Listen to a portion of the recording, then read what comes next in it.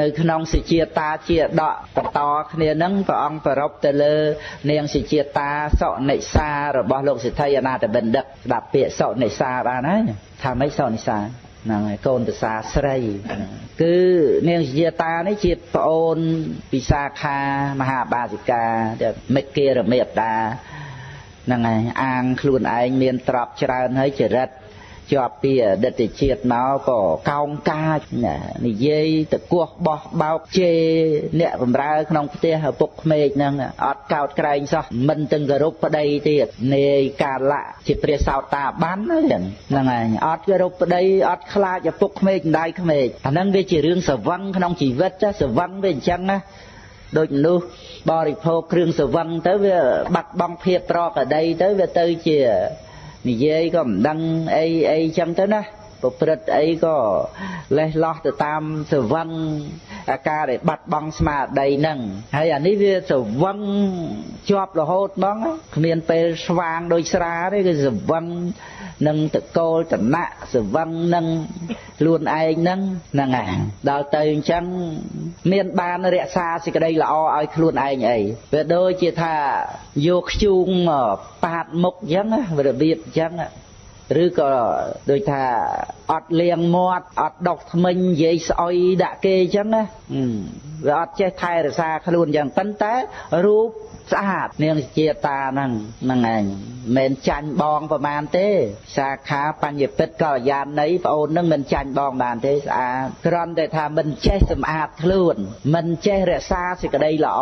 តាមរយៈពាក្យសម្ដីហ្នឹងវាអត់ដឹងថាហ្នឹងជាគ្រឿងប្រដាប់កាយហ្នឹងសំខាន់ណាស់រក្សាចិត្តរក្សាឲ្យប៉ុន្តែ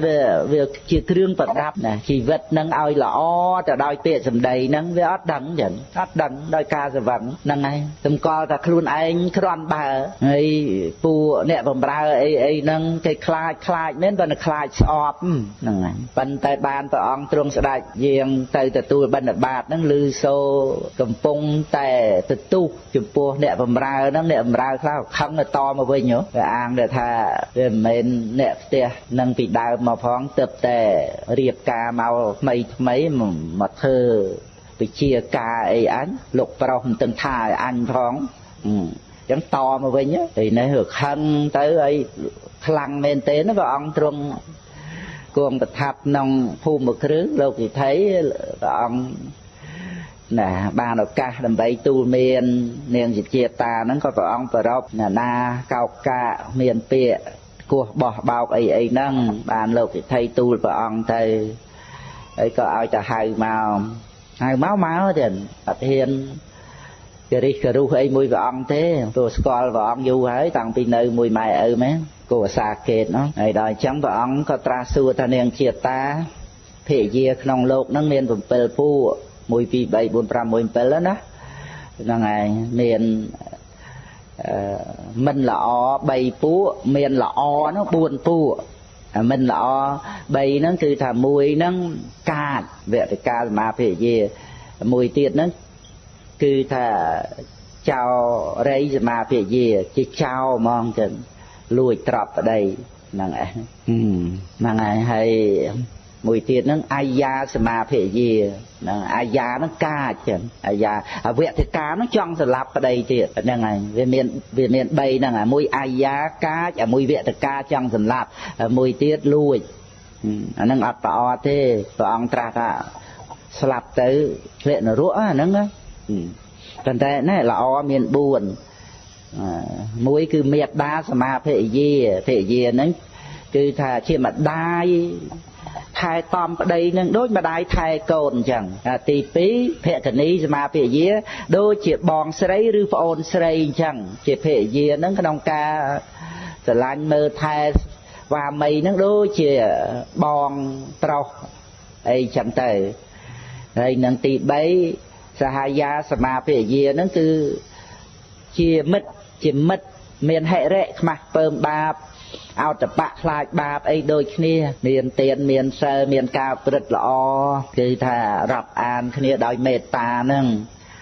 ហើយនឹងទី4ល្អជាងគេភរិយានឹងគឺ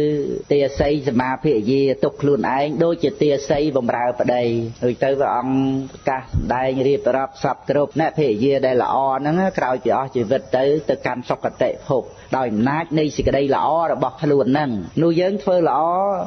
វាអត់បានគិតថាជាការរសាក្តីល្អខ្លួនឯងវាចេះតែគិតថាធ្វើល្អឲ្យគេអញ្ចឹងបានវាមិនចេះចង់ធ្វើហ្នឹងធ្វើបន្តិចបន្តួចឲ្យខ្លាចតែច្រើនហួសតាមពិតធ្វើសេចក្តីល្អឲ្យខ្លួនឯងតើហើយដល់តែពេលខឹងនឹងគេស្អប់គេអាហ្នឹងវាទៅជាថាខឹងនឹងគេស្អប់នឹងគេតាមពិតសាងភាពស្មោកគ្រោកសាងសេចក្តីអាក្រក់ឲ្យខ្លួនឯងទៅតើនឹងឯងចឹងអញ្ចឹងបានយើងរៀនអត់ធន់ដើម្បីរក្សាសេចក្តីល្អក្នុងជីវិតរបស់យើងនឹងឯងអត់ធន់កុំឲ្យមាន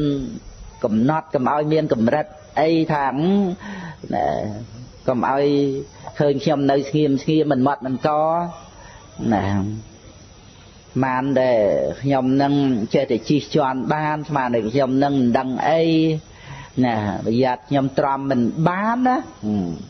អានឹងចេញមកអញ្ចឹងអានឹងវាមិនបានទៅហើយបានជាចេញមកអញ្ចឹងប្រយ័ត្នខ្ញុំទ្រាំមិនបានណាអានឹងមកពីយើងគិតថាយើងទ្រាំហ្នឹងគឺយើងអនុគ្រោះអ្នកដទៃអានឹងយើងគិតអញ្ចឹងអនុគ្រោះអ្នកដទៃលើកលែងឲ្យអ្នកដទៃតែតាមពិតទ្រាំហ្នឹងគឺយើងរក្សាសេចក្តីល្អឲ្យខ្លួនឯងទ្រាំទៅទៀតទៅពីព្រោះវាមិនមែនជារឿងដែលយើងគ្រាន់តែអនុគ្រោះអ្នកដទៃទេដែលយើងអត់ធន់ហ្នឹងគឺដើម្បីរក្សាសេចក្តីល្អខ្លួនយើងដែលអត់មាននរណាមករក្សាឲ្យទេអត់មាននរណាជួយអីទេឲ្យបាយឲ្យទឹកឬក៏ឲ្យប្រកាសសម្លៀកបំពាក់អីបានតែត្រង់សេចក្តីល្អត្រូវតែខំប្រឹងសាងខំប្រឹងរក្សាដោយខ្លួនឯងទេវតាព្រះឥន្ទព្រំណាក៏មកសាងឲ្យបានដែរហើយក៏អត់ជួយយើងបានទៀតក្នុងរឿងវត្តសង្សារគឺមានតែយើងពឹងសេចក្តីល្អនេះឯងចឹងបញ្ញានិបរលោកស្មੰបតិថាហន្តបានិណាំអានឹងឲ្យយើងយល់ដឹងអញ្ចឹងរួចបាននាងជាតាស្ដាប់ទស្សទេសនាបន្តជ្រៅទៅចូលក្នុងសច្ចធម៌តាំងនៅក្នុងសោតាបត្តផលដល់សោតាបត្តផលព្រឹបព្រះអង្គត្រាស់សួរថានាងជាតានាងជាភរិយាមួយណាក្នុងភរិយាទាំង7ពួកហ្នឹងបបិទ្ធព្រះអង្គដោយចម្រើនពីមុនលើកទុកចោះប៉ុន្តែចាប់ពីពេលនេះទៅខ្ញុំព្រះអង្គជាទេសីសមាភរិយាព្រះអង្គគឺថាល្អហើយប៉ុណ្ណឹងបានសោតាបត្តផលហ្នឹងបានរឿងហ្នឹងល្បីគិលថាអូយព្រះអង្គទ្រង់ទូលមាននាងជាតាតែម្ដងគឺថាអស្ចារ្យព្រះអង្គបានសម្រេចនឹងចឹងទៅបានព្រះអង្គទ្រង់ជ្រាបហើយព្រះអង្គសម្ដែងថាតថាគតធ្លាប់ជួយនាងជាតាហ្នឹងពីជាតិមុនគឺនាងជាតាហ្នឹងជាប្រមេតាព្រះអង្គជាព្រះរាជាចឹងហើយពាក្យសម្ដីអាក្រក់អញ្ចឹងហ្នឹងជាមួយណាអីអាងទៅជាប្រមេតាព្រះរាជាហ្នឹងហើយព្រះអង្គមិនតាន់មានឱកាសបានរំលឹកទេតែពេលមួយឆ្លងកាត់ព្រៃឆ្លងកាត់វាលមកទៅវាមានសត្វតិជាផ្អើលស្រែកជេរចាចមនុស្សថ្លង់នឹងសត្វតិជាហ្នឹងយកដៃបិទតិជាថ្លង់មេទេហ្នឹងរហឹងរួចពីនឹងមកដល់ព្រៃស្រោងដើមឈើពោះមានតាវ៉ៅយំអញ្ចឹងហើយស្រាប់តែពួកមនុស្សទាំងអស់នាំគ្នានិយាយទៅអូយព្រោះហ្នឹងណោះតាវ៉ៅយំតាវ៉ៅលួចព្រោះតែអញ្ចឹងបានព្រះរាជាព្រះបរមពុរិស័ទមានឱកាសពោលឡើងមិនចំពោះព្រះមេដាអីទេពោលថាមនុស្សក៏អញ្ចឹងដែរនិយាយកោ